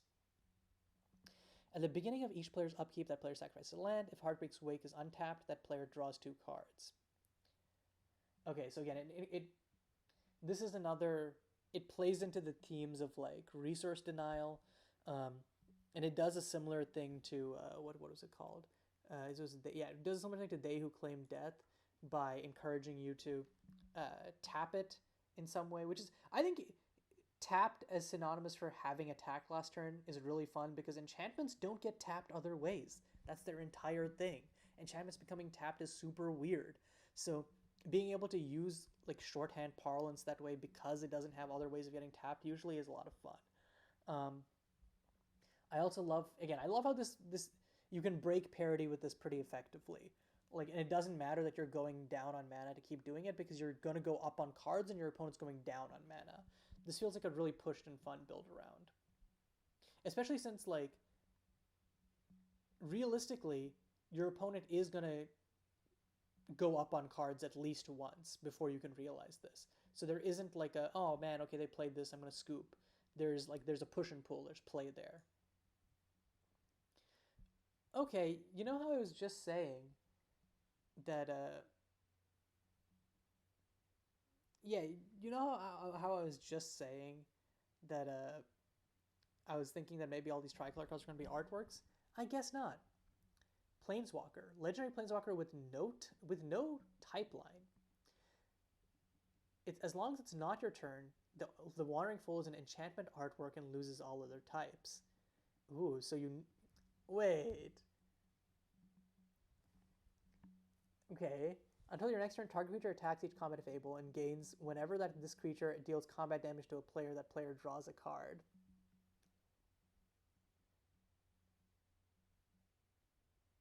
Okay. Target creature fights itself. You get an emblem with your opponent's play with their hands revealed. You can't play cards from hand. You may play lands and cast spells. Oh my god. Flavorfully, this is insane. Mechanically, it's a planeswalker that can't be attacked, which I usually hate. But I think at like 5 mana, this kind of gets to be an enchantment, you know? I think that the -1 should probably be... Yeah, the -1 should be a -2 at minimum. It's because... Again, your opponent has to either burn it or kill it with removal on your turn. And otherwise, you can just go +2 into -1 for... Yeah, like the +2 matters a lot less when they can't attack the Wandering Fool. Um, so you can just +2 and then keep -1ing their creatures to like explode them. I think the play pattern there could be a little toxic. But overall, I love the concept and the flavor oozing from this where it's like, why are you hitting yourself? Why are you hitting yourself? Fragment of Ruin. Double strike haste on a 1/2. Whenever you attack, target attacking creature you control is base power 4 until end of turn, and realize 4. I love this. Again, so it really rewards you for the realize investment as essentially 8 power, maybe a little too strong, but live and learn. So it's a very powerful aggro finisher, and if you even like the static makes it so that you can really like imagine using this with Hunter by Daylight. Oh, it, that's so sad that you wanted to kill this thing during combat. Well, I'm about to buff it into a 4/1. So actually, no, you shouldn't do that. Just in general, it's a very solid passive for aggressive decks, which I think the artworks need to be solid without realizing them to feel worth playing, and I think this definitely meets that mark. Father Time. Did I click on the wrong one? Father Time. There we go. Sultai, another artwork. So I guess the Fool is the only non-artwork one. At the beginning of each player's upkeep, exile target card from the player's graveyard. You may play cards exiled this way as long as Father Time dealt combat damage to a player this turn. This is another one where like it feels a little iffy because again, you need to, and it isn't even tapped. Like I think that the distinction between tapped and deals combat damage on some of these is a little fuzzy. Like obviously you can loop cards with this, so maybe this one needs to be a little bit like more of a safety valve. But I think that, I don't know. I can see the arguments there, but I do think that some of the others do have a little bit more front-loaded utility in a way that makes them a lot easier to play without being punished. So this one definitely gives me a little bit of pause, even though it is a really powerful recursion engine. And finally, Bashnia. Whenever a creature you control deals combat damage to a player, put a +1/+1 counter on that creature for each card type it has. This is the kind of card where it's like, it's fun, but this usually just reads like, put a +1/+1 counter on each creature you control. Like if you try, like this feels like a little bit of a trap, right? Like if you try to build around this, you really realistically want to use this in like a Flyers deck or something. And even then, it's a tricolor enchantment that you have to take a turn off to play. It's a little iffy. I think that there's, I feel like this is another one where like, if you want to pay off your artworks, you kind of want to. I think you want a cost reduction on the realize is really what you want. You don't want this, because the biggest issue with running an artwork.deck is that you don't have enough mana to animate multiple of your artworks each turn, or you want to give them evasion, because getting combat damage in itself is not trivial with these artworks. So yeah, I think this should have been, especially in these colors, should have been some form of evasion or some form of cost reduction on the realize abilities. But yeah, I guess that those are the hybrid and rest of the tricolor cards. Let's head back. You've done it. You looked at them all. Broken free of whatever spell you were under, you quickly scramble back down the hallway you came from, hoping the door leading out is there. When you get back to the main crossroads, the door behind you vanishes and you see a new one going back towards the entrance. This is it! Barely stopping to breathe, you fling the door open and run out, right into the queue for visitors. Some of them look concerned at your clear state of panic. Others look annoyed. Those others include Hector, the security guard, who gives you a low glare that clearly means get out. Happy to take that order, you take a few deep breaths and force yourself to walk calmly out of the museum. The moment your feet touch the pavement outside, you leap into the air in excitement. You got out! Whatever the hell was happening in there, you escaped it. Laughing to yourself, you breathe a sigh of relief and make your way back to Addie's car. You freeze in your tracks, your blood running cold. Oh no. Addie's car. It's still here, and she's not. She's still inside the art gallery. She's still inside the shifting art gallery that almost trapped you inside it. You look back towards the museum. There's no way Hector will let you back in it, especially since your ticket was already used. Guess all you can do is wait. Wait and hope. Huh, thank you for playing through this Twine game I made. Well, I say game. It was more of an interactive set spoiler that you read through. I hope you enjoyed my writing, and I hope you like the cards too. This has been a long time in the making.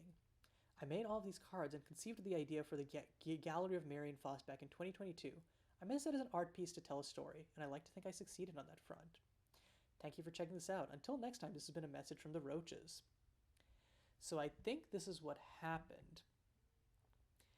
I think that the game was coded so that as soon as you finished, because I think there was an assumption that you would go in order. So when I skipped forward to green, the last in Wooburg, it just shot me forward into multicolored. I don't know that there are multiple endings. Maybe there is an ending where you save Addie. I doubt it. But I definitely do know that I can check out the other cards. Oh no, can I not? Oh no. Okay, I'm going back. We're going back. I'm gonna find it. Okay. I have to go back a little bit. I probably have to clear my cookies or something. God. Okay. We're gonna go all the way back. Through all of this. And so we can see the other monocolored cards. Oh, there we go. Okay. Let's look at the other monocolored cards. So let's go to white with community. You head into the hall closest to you on the left, marked community. You're still not entirely sure what that label entails, but you assume it's meant to be artsy. After a few minutes of walking down a frankly very uninteresting hallway, you enter a small room with various paintings adorning the intersecting walls. A couple of people are inspecting the paintings, but surprisingly, there isn't a crowd.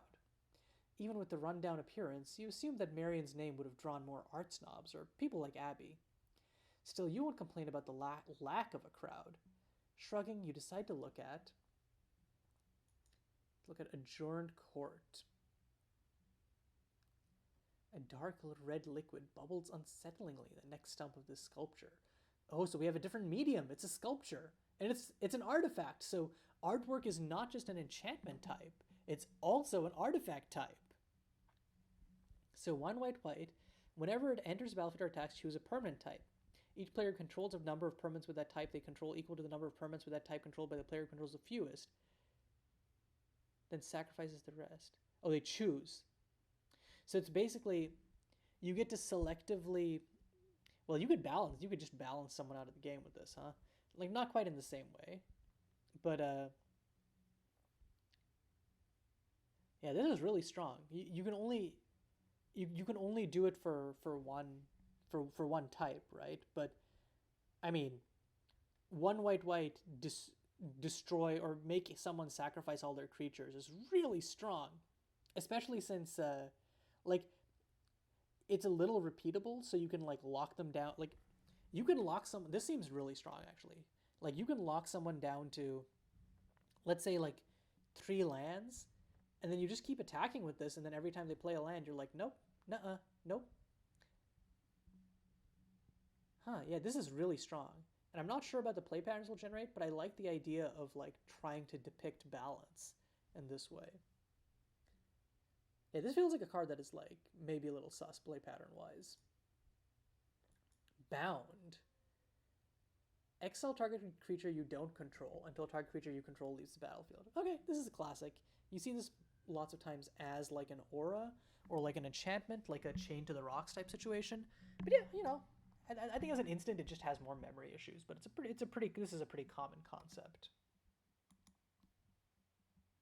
Oh, we have another name drop of Sedimir. Sedimir's Minstrel.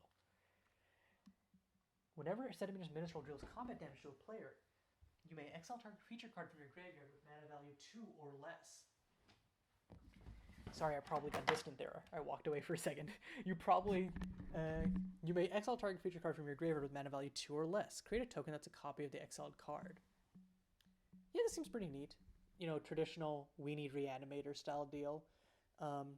Lots of these do depend on clocking in with the creature, which I think is a neat safety valve, but I think the distribution between becomes tapped, attacks, and deals combat damage is sometimes a little fuzzy. Like, obviously you want your 2-drops to have like I think it makes sense here. I don't think I'm common. Like obviously you don't want your 2-drop to just whenever it attacks freely reanimate, like unearth something. That's a little cracked. I'm just thinking about it in general throughout this set because it's just the thing I've been thinking about. We're also back to oil on canvas for these. Consequence of imagination. Creatures can't attack this turn. Oh yeah, this is just a fog variant. Forsaken Lovers. When Forsaken Lovers enters the battlefield, create a token that's a copy of it, except it has no abilities. For each name among creatures you control, if you control exactly 2 creatures with that name, each of those creatures get +2/+2.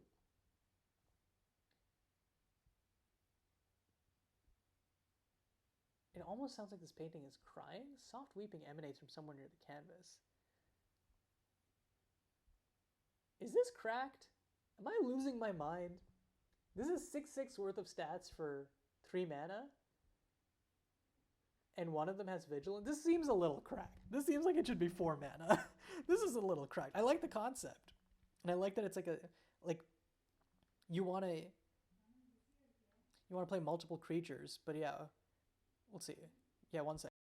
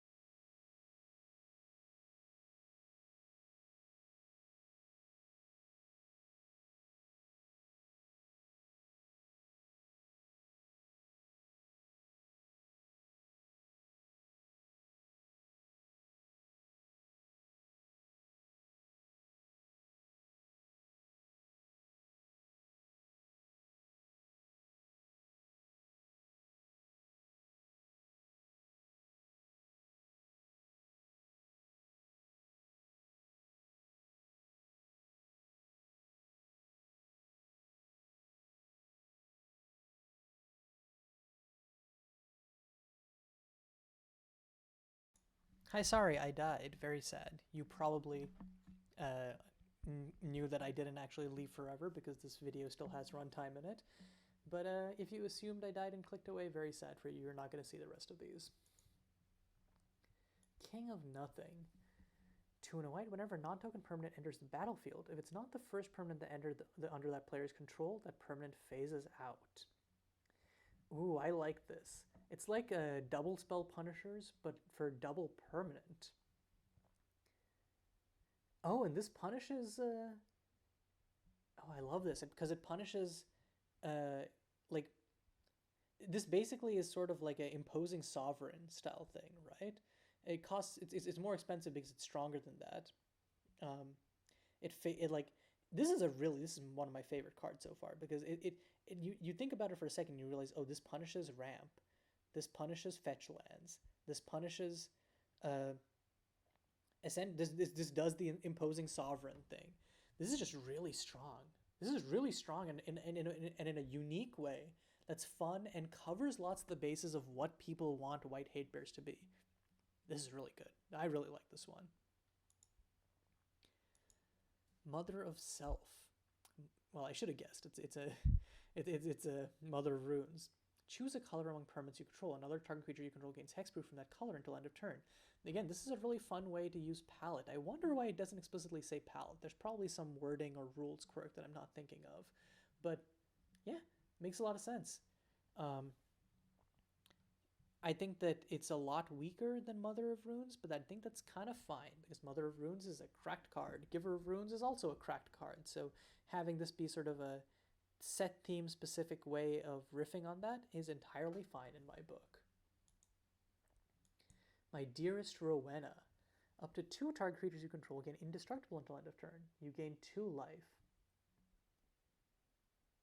You know what? Cards can just be flavorful as a treat for fun. This is just neat. Rapture. It's a wrath. Each permanent in your palette gains indestructible until end of turn. Destroy all creatures for 6. Makes a lot of sense. At worst, you get to keep 1 creature. Sometimes it's going to be a one-sided wrath if you built your deck around it. This is just, yeah. Again, I like the ways that palette have been used so far because they feel straightforward in a way that is, I think sometimes, I think when you're making a mechanic, you need to visualize it being used in simple places. This is especially true for sets like this, like a rarity-less set, where even if you don't have the burdens of commons, you want your mechanic to be quickly picked up on and understood by your players. Especially in constructed settings, if they're going to be seeing it a few times. You don't want there to just be like a one-off use of it where you're like, okay, that was complicated. So I think having all of these like straightforward use, like cost reduction or like scaling uses of palette just makes a lot of sense. Sunbeams. Okay. If you would lose the game, instead exile Sunbeams and discard your hand. Your life total becomes 10. I like this as a static effect on an artwork, on an enchantment.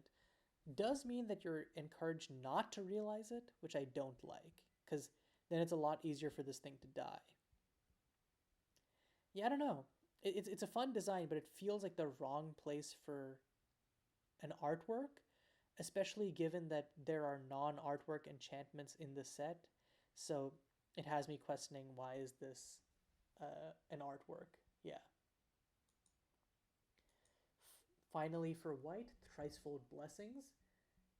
Creatures you control get +3/+1 and gain vigilance until end of turn. You may cast this card from your graveyard. Okay, so is this a cycle? You may cast this card from your graveyard by exiling a non-white card from your hand in addition to paying its other costs. Because we had the green one. Oh, here's another card. As you head back towards the main area of the museum, something starts to feel off. This hallway wasn't this long before, was it? And it looks different than the other rooms. You shake your head and take a deep breath.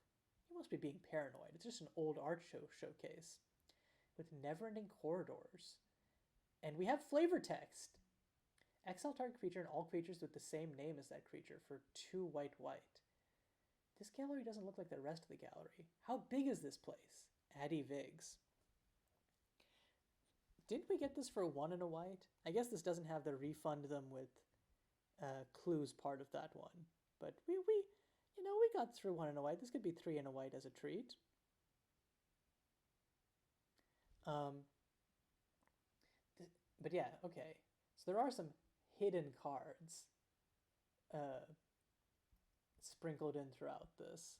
So definitely seems like y'all should go play this yourself to see if you can find some of those. For now, we still have power and freedom to finish, so let's do that. You enter the hallway called Power, according to the sign. You kind of like power after all. Not in an all-consuming evil way, of course. You're also not sure how paintings can resonate power. Maybe you'll find out? The room you enter eventually doesn't look very powerful. In fact, it looks worse than the rest of the museum. False advertising, really. Still, you're here to look at art, and that's just what you'll do. Alone. Lifelink. When alone deals competition to a player, if that player controls more creatures than you, they sacrifice creatures equal to the difference. See, this is another one where it feels... This is a 5-mana creature that you have to untap with and attack, and then you have to deal combat damage. It has no evasion, and then they'll sacrifice creatures if they have more creatures than you. I think this could just be an attack trigger, honestly. Like, if you compare this to the balance from the other time, that's a 3 mana version of the same effect, and it has protection from sorcery speed removal. Eh. And I also think that lifelink seems like it's spread around a little bit liberally. I don't know if I'm just attuned to that, but I feel like I'm picking up on a lot of lifelink in this set. I want to go back and check out the numbers at a later point. Blood for wait, 1, 2, 3, 4, 5, 6, 7, 8, 9. There are fewer mono black cards than there are. I think there are fewer mono black cards than some of the other colors. Maybe the other mono black cards are events as you're walking through the gallery. Blood for blood. The surface of this painting looks leathery. The plaque claims it's on canvas, but you're not so sure. Realize abilities you control cost an additional sacrifice creature to activate. Again, this is a really clever way to do an artwork. So, very cheap flampler, but to keep realizing it each turn, you need constant tithes, little minions that you can throw away to keep amping it up. This is really cool. Again, I think that there have been a lot of slam dunk ways to, like, I think the most difficult part for lots of people in rarity-less sets is effectively using mechanics, because there's sort of this implied idea that, like, okay, if this is a rarity-less set, why do I need mechanics if I'm not trying to tie together a limited? And the answer is to explore unique design space that has a shared thread, and also to operate flavorfully, like to close the flavor and mechanical gap. And I think Palette and Artworks are doing an excellent job of that so far. Carcossian Hospitality. The beginning of enchanted players' upkeep, they draw 7 cards and they lose 7 life.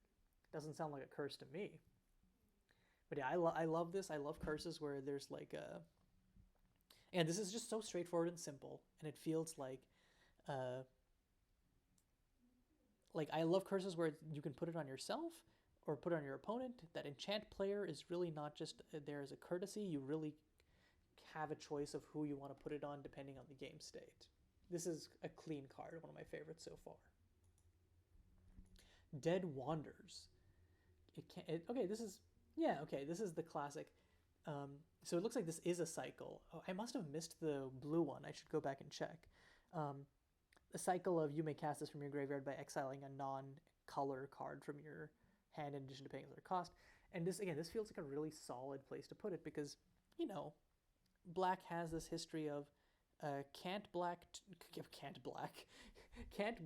2/1s for 1 that have a recursive ability. So this just feels like a slam dunk. This is another obvious design in a good way. Lost Understanding. 2 black, sorcery. This spell costs 1 less to cast for each permanent in your palette. Okay. And it's just a Thoughtseize.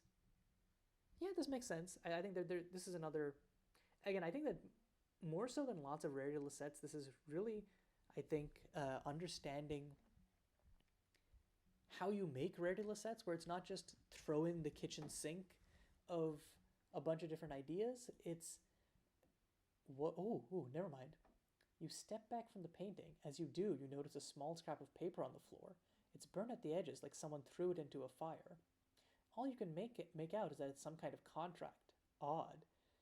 Well, this is where one of the mono black cards went. Marion's Bargain. 1 black. Search your library for 2 cards with different names and reveal them. An opponent chooses one of them. Put that card into your hand and exile the other. Oh ho ho. It's a mini gifts ungiven. And looks like Marion might have done a classic make a deal with the unknown power to make himself better at art and famous, but didn't read the fine print. Now, who would do that? You hear faint crying coming from this painting. It sounds a little familiar, strangely. Oh, I hope Addie's alright. 1 black, destroy target creature that's not part of its controller's palette. Okay, so this is essentially... Yeah, This is maybe one of the obvious cards which I kind of don't love because I think it, like, there is the classic one black instant speed removal for the set, but this feels a little like deceptive in that it's actually kind of a little bit more like an edict because they need multiple creatures the same color. And I wonder, how is palette designated, right? Because does this just say as soon as a player has two creatures of the same color, this can hit both of them? Yeah, I don't know. Maybe I'll come around to this when I think about. But like right now, when I'm thinking about how it plays, it feels a little awkward to think about and keep track of. Sweet Dream.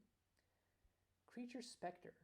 It can't be blocked by creatures with one or less card types. It can't be blocked by just. You have to block it with your realizers. And of course, it has a classic Spectre, discard a card. The barrier crumbles. The barrier between worlds, or the barrier between life and death. Which one? When it enters the battlefield, return target creature card from your graveyard to the battlefield. Oh, I love this. Okay, so this feels like a really simple design with great flavor that's carried through its mechanics. You get to, you need a creature on the battlefield, which allows it to be cheap 4-mana reanimation, and you get to, but any removal will kill both creatures. Oh, this is really good. This is a really good card. There's a set I was trying to make a similar concept in work, and I couldn't get it to work right because I was a little too fixated on like doing like an animate dead and animating the creature in the graveyard, and then the wording got super long. This is just a really clean, back to basics way of executing on that concept. Yeah, this is. I've been saying one of my favorites, so, but you know what? Mentally keep track of my favorites pile, and this is in it. Finally, for mono black, we have Through Violence. Approaching this painting, you nearly gag as a scent of dirt and rot assaults your senses. Is this the museum's idea of a joke? Also, typo identified. This entire game is actually going to be taken off air. But yeah, assume the name Through Violence is reach heaven through violence. Kill 6 billion demons. We love to see it. Whenever it enters the battlefield or attacks, you may have target player sacrifice a creature. If you don't, return target creature card from your graveyard to your hand. This is really strong. Especially, oh my god. I think this isn't one which maybe wants an adjustment on its realize number, because the base case of a sorcery speed edict with modality is not bad at all. And then you can go turn 2, make them sacrifice their 2-drop, turn 3, make them sacrifice their 3-drop, and then just lock them out of having creatures forever. That seems really rough. And then even if they run out of creatures, you can just get extra value. Yeah, this seems a little miserable to play against. I think the realize should be maybe like 2 mana more expensive, so that you can't like curve it into its own realizability. Okay. Ooh, another mono black card. As much fun as power is, you'd think you're done with capital P power. On the way back through the dirty hallway, seriously, did they stop cleaning the museum halfway through? You finally catch a glimpse of someone else. You go to wave at them politely, but they're gone after you blink. Did you just hallucinate an entire person? They were wearing a robe for some reason. Shaking your head, you continue down the hall. Must just be the nerves getting to you. The man. Yeah, stick it to the man. Who, I'm assuming this is who Marion made his deal with. Legendary creature Demon Advisor, 2 and a black. Whenever you cast a spell, you lose life equal to its mana value. At the beginning of each end step, draw a card for each card type among spells you cast this turn.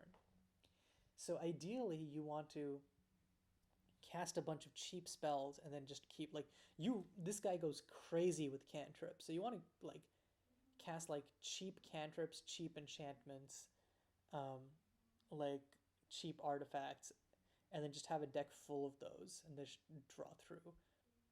I also love how I love the man is the name, but pronouns it's. Very that's another way of flavor selling sort of the it is appearing in the figure of a man, but trust it not. So last one we have Freedom. This one has the full 1, 2, 3, 4, 5, 6, 7, 8, 9, 10, 11, 12. So okay, so it looks like there is supposed to be 12. So 12 times 5 would actually give us 60. And then we have 10 hybrid cards and 10 three-color cards. So that makes up our 80 cards. So I think I started with blue. So maybe the blue card that is missing is actually you may cast this from your graveyard by discarding a card, and I didn't actually miss that. We'll see. Okay. You enjoy freedom, so you decide to go to the second to the right doorway, titled Freedom. This is a gallery name you understand. Art isn't a great expression of freedom, after all. The area the art is displayed in doesn't look very free. For once, you're glad everyone else is, again, strangely absent. It would be bumping elbows constantly in here. Bleed. You may pay 1 in a red rather than pay the spell's mana cost, and if opponent lost 4 or more life this turn. Bleed deals 4 damage to target creature or planeswalker. Yeah, this is neat. Instant speed removal, but specifically one that encourages you to play it in an aggressive deck. I think that this could honestly go to 5 damage, just to really solidify it as you're using this to push through annoying blockers, or and I think 5 is also a good threshold to hit like life linkers, traditional like angel style life linkers. So yeah, of which again, like I mentioned, there is no shortage of. Border of Imagination. In 3 red for an instant, when you cast a spell, you may copy it for each permanent in your palette. You may choose new targets for the copies. Exile target permanent. Its controller reveals cards from the top of their library until they reveal a card that shares a type with that permanent. Put that card in the battlefield, then shuffled. Wow, and this is 3 in a red instant?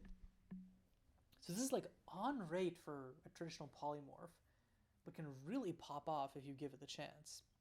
This seems really strong, and I think this is maybe the single strongest palette build round I've seen so far. But also, you know, I think a hidden drawback is that traditionally in polymorph decks you want to be running token makers, and you don't want to be running like a bunch of actual permanent cards in a way that you would want to build around with this. Like this, like, because usually to pump this up you would use like cheap permanents, but realistically you want to use tokens with this so you can guaranteed polymorph into what you want. Okay. A fun thing is also, I guess if your opponent has a hate bear, you can exile their hate bear and then try to do your polymorph because you're copying here. Yeah, this just seems really strong. Bottled Renewal. When it enters the battlefield, exile the top card of your library until the end of your next turn. You may play that card. Okay, we love ETB cantrip. At the beginning of your upkeep, if you have a full palette, exile the top card of your library until your next turn. You may play that card. God damn, this is strong. Okay, so this is they really are trying to consistently prove me wrong by back-to-back.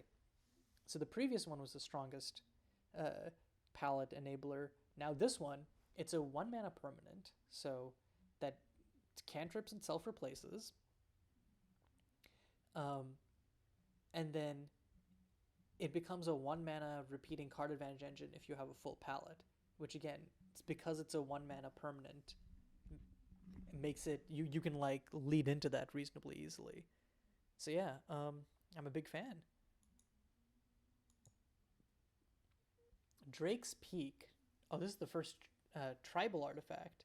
Also points to when this was made, because it was mentioned that this was started early in 2022 and only released this year, which you can tell because it doesn't have the kindred changes in here.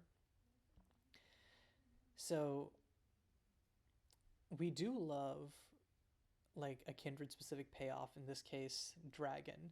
So it's a dragon mana rock, which is important because you can use the mana it produces to realize itself, which is acknowledged by the when you realize Drake's Peak, untap it. So the realize is actually 4 mana, which is pretty decent. So you can go like turn 3 drop a 4-drop, turn 4 animate this if you have like the right dragons. This feels like a really fun build around for a constructed deck, actually. Especially in an archetype, like it's sometimes hard to make typal for, I think they're called the iconics, right? Like angels, hydras, etc., work because they're on the expensive end. And if you try to cheapen them, they don't feel as powerful or they feel like a little cheatsy. Having this kind of bridging mana rock is a great way to design for that kind of archetype. Girl in the Desert. 5 for an instant, choose a creature. It deals X damage to each other creature in Planeswalker, where X is the chosen creature's toughness -1. So we have a parity breaking board wipe both in white and in red. And then Hell Walks on Flames. Starting with you, each player may sacrifice any number of permanents. Then each permanent deals 1 damage to its controller. Huh. So it can't kill you. Ooh, this is one hell of a wildfire. It's symmetrical. Yeah, but this includes lands, remember. So obviously they get the choice. So they're not forced to murder themselves, but it is really, it feels like again, a rock or a hard place, or a rock or a fireplace, I should say. This is a really interesting design. I have no idea if it'll actually play well. Like running the numbers through my head, this on average dealing like this will probably deal like 5 or 6 damage to each player or make them sacrifice 2 permanents plus deal 4 damage or something within that range, which seems really strong for 4 mana. But again, it is symmetrical. I don't know, this feels like the type of card where it could be dangerous, but like it's so cool that I want to try it anyways. Again, this is a really cool design. This goes in my favorites pile. On Wings of Light, Phoenix. Yeah, okay, it's full palette Phoenix. Okay, that makes sense. Again, this feels like one of the, again, this has a good grasp on like what are quote unquote obvious rares to include with new mechanics. And this scans, yeah. Shadow of War. Menace. All creatures attack each turn if able. Whenever an attacking creature dies, it deals 3 damage to its controller. This feels like a pretty clearly multiplayered focus rare. This is very much like a group slug type card. Yeah, I don't know. I like it. This feels like I think there's sort of a trend of like disliking commander focused cards, and I've definitely been guilty of it in the past, but I think that that's mostly because of sort of the design philosophy that sometimes feels like it underpins those. This type of, in a rare deal-less setting, is one of the best places to print cards for specifically multiplayer commander focused play, and this feels like the type of design which pushes games towards proactivity and introduces a fun mini game to those games. So yeah, I don't know, I'm a big fan of this. Lots of War. Did we just do Shadow? Yeah, we just did Shadow of War. I don't know why it's not lit up. Star-Crossed Suitors. Haste. Whenever you attack, you may discard a card. If you do, exile the top card of the library. You may play cards exiled this way as long as Star-Crossed Suitors is tapped. Okay, I like this. This does curve into itself, right? It also has haste, so you can just play this for 5 mana as an aggro top end, which I think is super important. This feels like a really clean card with lots of different like ways to play it. Because again, like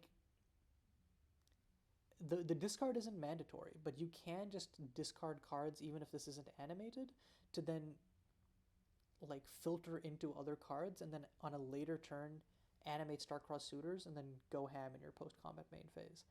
I don't know, this feels like a card with, I'm really liking red so far. It feels like there's a lot of cards with like very specific constructed applications in mind that are well costed, that feel like they have a lot of play to them. This might be my favorite color so far. I'm also just like a red enjoyer, but yeah.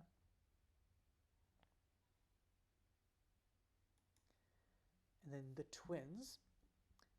Double strike, artifact creatures you control get +1/+1 have haste. Enchantment creatures you control get +1/+1 and have menace. So I've seen a grand total of 1 artifact creature here. Who are you fooling? Come on now. Yeah, this one feels a little meh. It's like it's one of those cards where it's like it's technically a build around, but it's like, it's just pulling in a lot of directions, and I don't think that it does enough as like a artwork build around or a general art. It feels like a card that wants to be a little bit more aggressively costed for how niche an archetype it's trying to support. The Wheel's turn. If this doesn't make each player discard their hand, I'm going to be sad.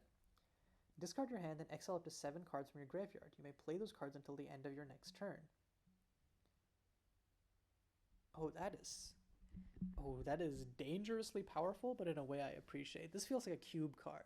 I'm a cube enthusiast, and this feels like it was a shot to the heart for me specifically. I'm a big fan of cube, and I think that this is the type of card where you first pick this, draft a crazy storm deck around it, lose anyways, but feel like the smartest player in the world. Yeah, I'm a big fan of this. And finally, Visage. Okay, this is we've already seen an act of treason. But okay, yeah, and this is the non-red. I think that an act of treason is an interesting place to put this because, yeah, I don't know if act of treason plays well face up because then your opponent just doesn't play their big creatures. So yeah, I don't know if I love this design specifically. Both of the act of treasons in this cube have been a little bit of a miss, or this set have been a little bit of a miss. But we'll see. Exercising your freedoms, you leave freedom. At this point, you're hoping Addie is simply waiting for you by the car outside. She's probably bored out of her mind. Well, she woke you up. That's worth a few more minutes, right? Okay, so let's... Because last time... Yeah, okay, so let's see if... This time, now that I've done all the colors, is there like a... Is there like a meet Addie ending? Like, can I save Addie? Is there more to the story that I'm missing?